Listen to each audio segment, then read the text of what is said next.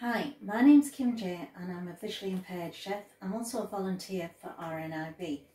I've written 2 cookery books, one called A Taste of Spice and the other one called A Sense of Cooking, with all proceeds going to RNIB. Now today I'm going to show you how to make Saag paneer. Now Saag is basically spinach, greens, and paneer is an Indian cheese. You can make this as a vegan option by getting rid of the paneer and putting potatoes in instead and using vegan butter. Now, there are different ways of making saag paneer depending on which part of India you come from. I'm from North India, so mine is very much tomato based. Now, the ingredients are 100 grams of butter, and for vegans you can substitute this for vegan butter. A large bag of spinach. You'll need 3 cloves of garlic, about 4 centimetres of ginger, about 3 green chillies, more or less depending on taste, 3 white onions, 2 red onions, a large tin of tomatoes. You're going to need salt, chilli powder, black pepper or garam masala depending on what you like, turmeric, a little bit of oil, cumin seeds, coriander, approximately half a bunch full, and paneer. Now paneer is an Indian cheese. It is very available in most supermarkets. Look for it in the refrigerated section. Now I'm using spinach, but you can actually use other greens as well. So I can mix things like broccoli into it, cabbage, anything that's green you can put into this dish. I've took the onions, the 2 red and 3 white onions, and I've peeled them, and what I'm going to do is I'm going to put them on the food processor. Now if you don't have a food processor, don't worry, just chop the onions up as small as you can get them. Doesn't matter too much how small, because they will sort of break down when you cook them. And I'm going to put them into the food processor and blitz it down a little at a time. Now in a large wok or a pan, I've put it on the hob, and I'm going to put approximately a tablespoon of oil into there. And into that I put about a teaspoon of cumin seeds. Now cumin seeds are used in a lot of Indian cooking, and it has a lovely earthy smell, and it's extremely good for the digestive system. Now what you want to be doing is cooking those cumin seeds until you can hear like a little small sizzle, and you can smell the spice starting to get stronger and stronger. I can hear the sizzle. Now I'm going to put all those onions which I've chopped down into the pan. I step slightly away from the hob, because as you can hear there's a bit of a sizzle, and put all those onions into there.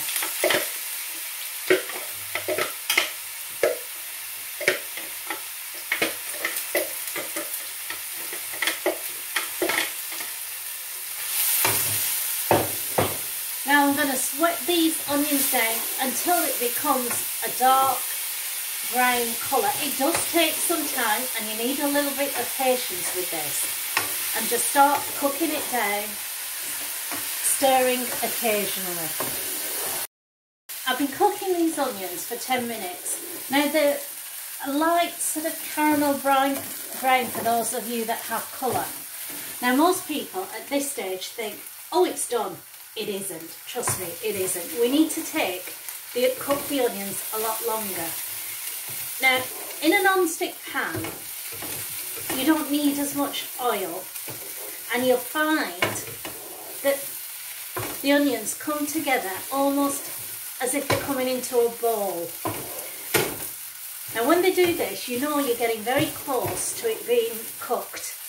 Now if your onion starts sticking, or if you think they're burning, or you can smell that deep caramel burn, don't worry, just add, stepping away from the pan a little bit of water, and what it will do, it will decaramelise the onions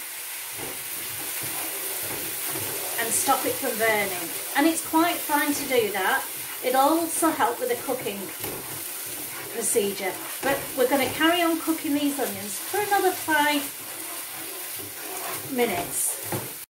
I've been cooking these onions for 5 minutes, and as I stir it, the onions are kind of coming together in a ball, almost like a ball, but it's a tight ball, it's not a loose ball.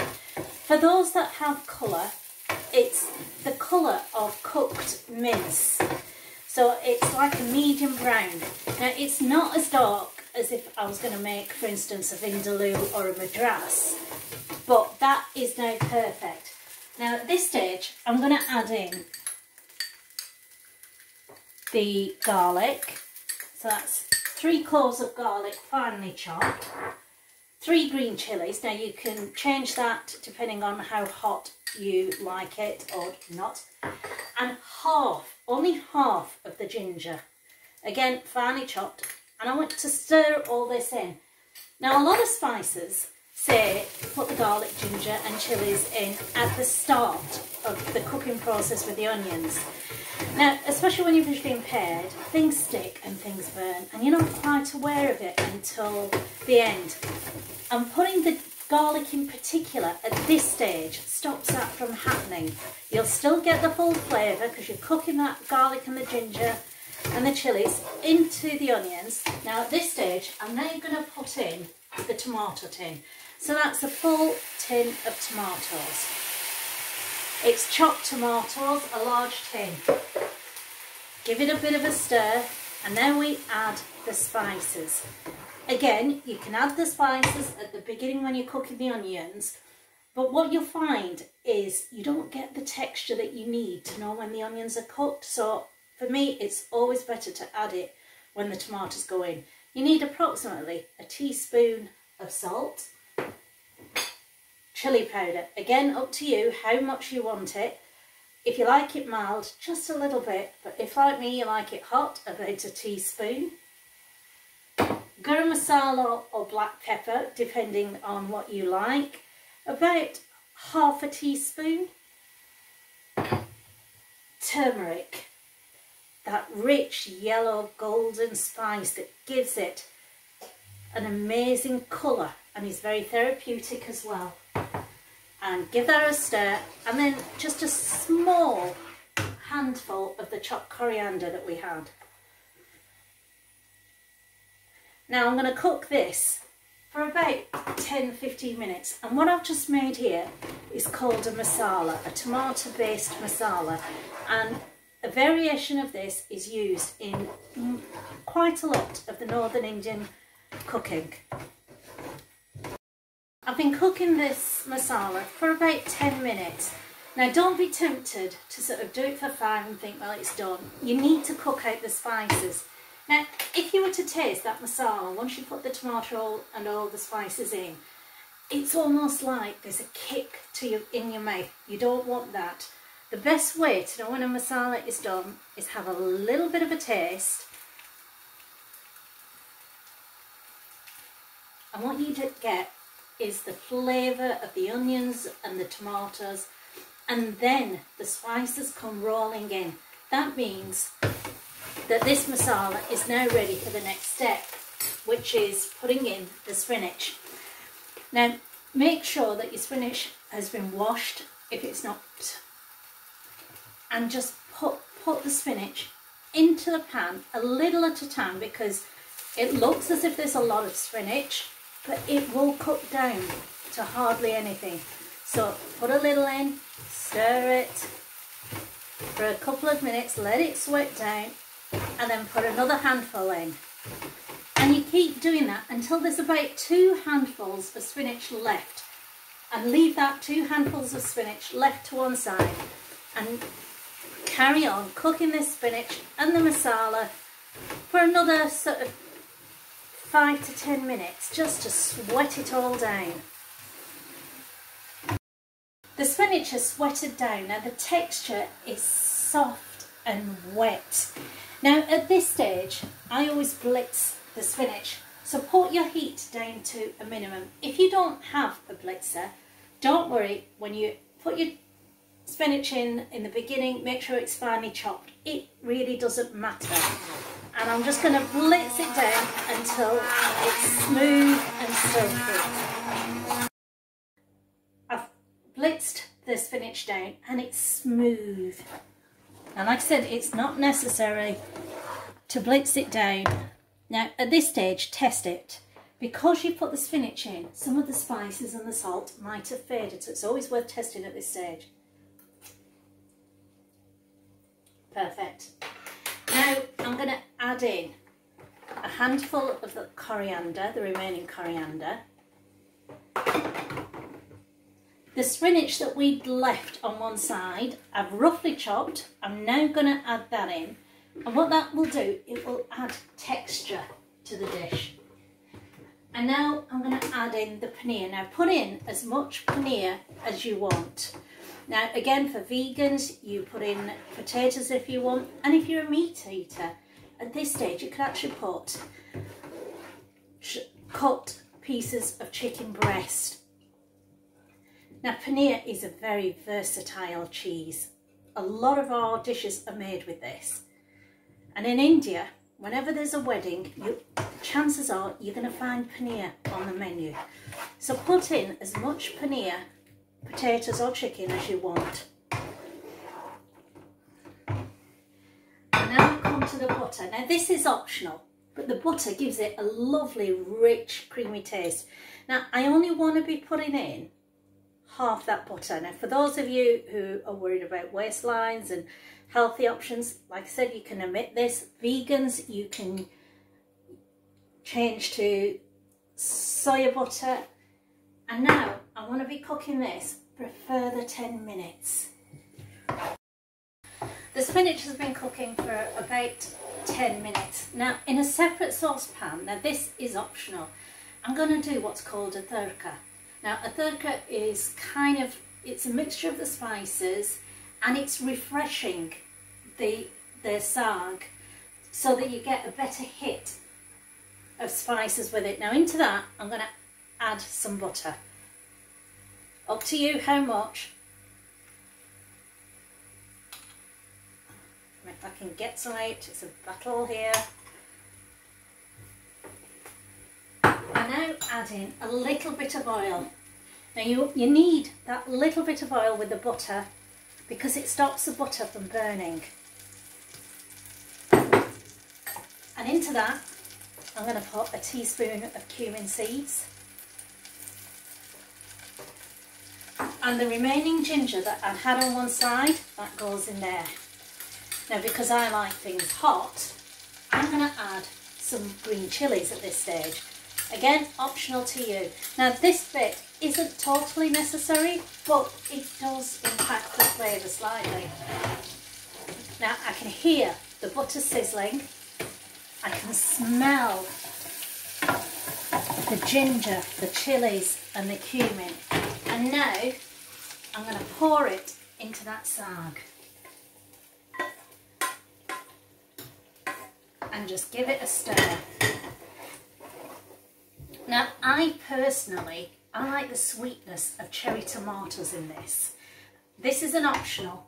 So what I've done is I've got some cherry tomatoes which I've chopped into halves and quarters, and about 4, and I'm going to put it in there. So I like the fact that when you have the saag, you get this explosion of spices and then this hit of sweetness from the tomatoes. You stir it in and cook it for another 5 minutes. There we have it, my Saag paneer dish. Now some of you might know it as palak paneer or palak chicken, which is what they call it in restaurants and some restaurants and takeaways. It is jam-packed full of iron with all that spinach, one of your 5 a day. Utterly delicious. Now there was enough in that quantity for a family of 4. Or you could do what I do is I make a bigger batch and I freeze it, and it freezes really well and great for, you know, those moments when you don't feel like cooking. Just pull it out and have a taste. Now you'll find the recipe for this particular dish in my book A Taste of Spice, with all profits going to RNIB. I hope you enjoy this dish because it is utterly delicious. Now you have a recipe for a great dish. But when you're in the kitchen, there are certain safety guides and rules that you should adhere to, and which keeps you safe. Now, one of the things that I do before I start cooking is I make sure that I've got shoes on that are sturdy with good grips. I make sure that there's nothing on the floor that I can trip over, and there are no spillages or liquid or condensation on the floor that makes it a bit of a hazard. Now, before cooking, the first thing that you do, as we all know, is wash our hands thoroughly.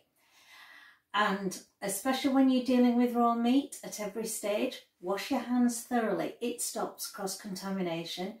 It keeps you and your family safe. When you're using the oven and the hob, know your oven and hob really well.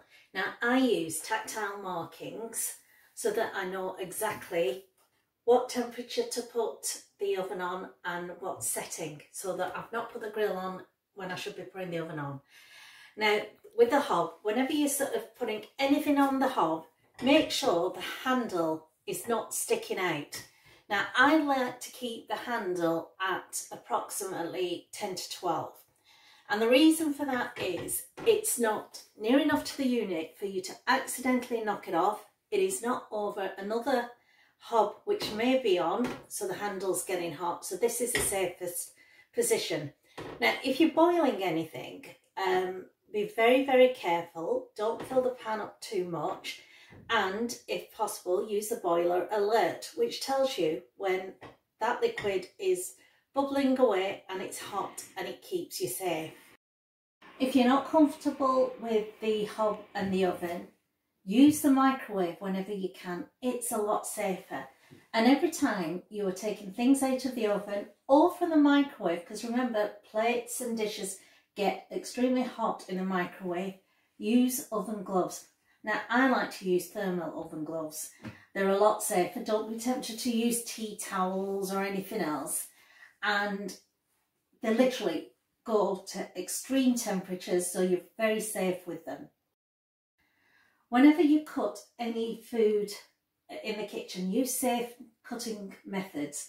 Keep the blade away from your fingers, so set it a couple of millimeters away from your fingers, and that way you're safe all the time. Now, if you're not confident with a knife, you can use appliances like food processors. Make sure you know how they work properly, and keep safe. And if you're still not confident, ask somebody else to do it.